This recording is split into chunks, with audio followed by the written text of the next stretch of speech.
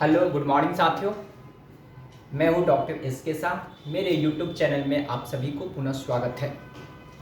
आज मैं डिस्कस करने वाला हूं जो बजट 2024 में जो हमारे फाइनेंस मिनिस्टर के द्वारा अनाउंस किया था उस पे आज कुछ मैं डिस्कशन करने वाला हूं।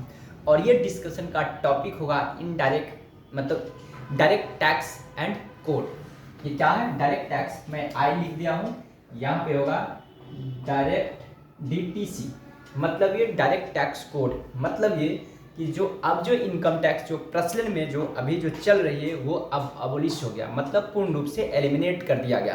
जो इस बार जो बजट पेश हुई, जो बजट अनाउंस हुआ, इस बजट के अकॉर्डिंग अब जो आने वाला बिकमिंग फाइनेंशियल ईयर होगा, ठीक है, वहाँ पे जाकर के क्या होगा, इनकम टैक्स खत्म हो जाएगी और जो असेसमेंट ईयर और प्रीवियस ईयर थी उसका भी झंझट खत्म। सिर्फ और सिर्फ फिनेंशियल ईयर के अकॉर्डिंग ही टैक्स का रिटर्न फाइल किया जाएगा।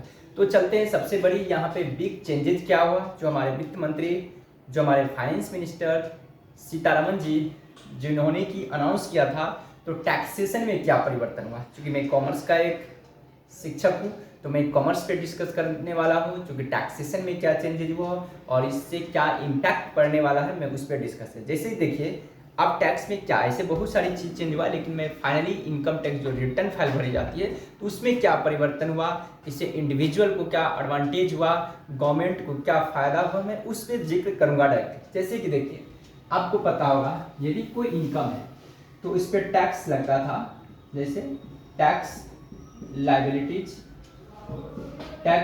सपोज दैट हुआ करता था, सपोज दैट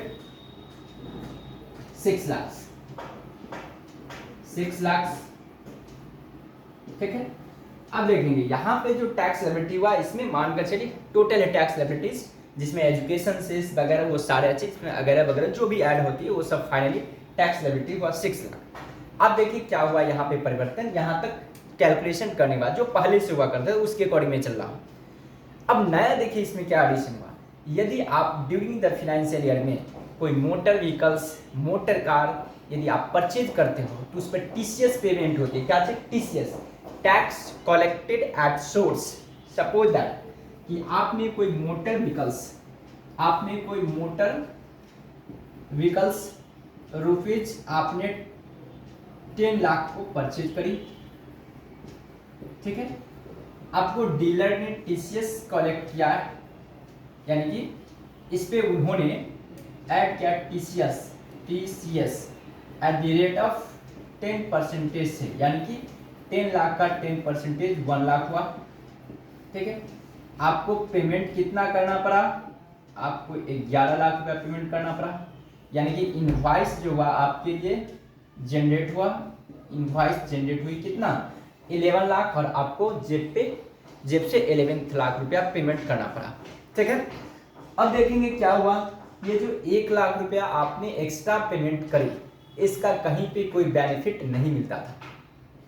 बट अब इस बार जो बजट पेश हुई तो यही इंडिविजुअल को क्या एडवांटेज हुआ कि आपने जो 1 लाख रुपया पहले से गवर्नमेंट को पे कर दिया, जो आपने डीलर को दिया जहां से आपने मोटर व्हीकल्स परचेज किया, ठीक है, MV का मतलब मोटर व्हीकल समझिए, आपने वहां पे जो 1 लाख रुपया एक्स्ट्रा पेमेंट करा, मतलब TCS के रूप में, टैक्स कलेक्टेड एट सोर्स के रूप में, वो तो इसका मतलब आपने ड्यूरिंग द फाइनेंशियल ईयर में गवर्नमेंट को 1 लाख रुपया टैक्स पे कर दिया, इसका मतलब 1 लाख रुपया आपको डिडक्ट हो जाएगा।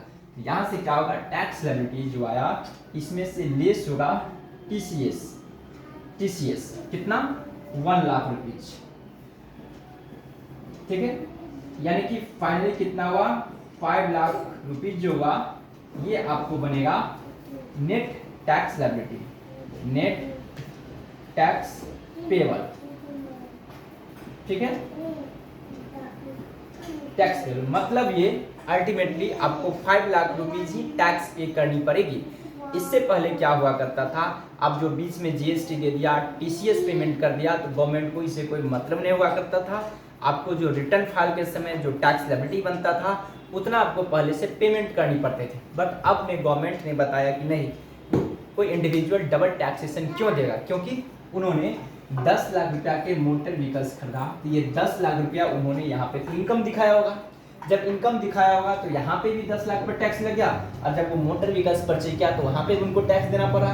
इसका मतलब इस 10 लाख पे उनको डबल टैक्सेशन पे करना पड़ा है। इसलिए गवर्नमेंट बोला नहीं भाई, आपने यहाँ पे पेमेंट किया इसलिए आपको यहाँ पे रिड्यूस कर देता हूँ मैं, क्योंकि आप ऑलरेडी 1 लाख रुपया पेमेंट कर दिया हो, इसलिए मैं 6 लाख की जगह पे आपसे सिर्फ और सिर्फ मैं 5 लाख से टैक्स कलेक्शन करूँगा।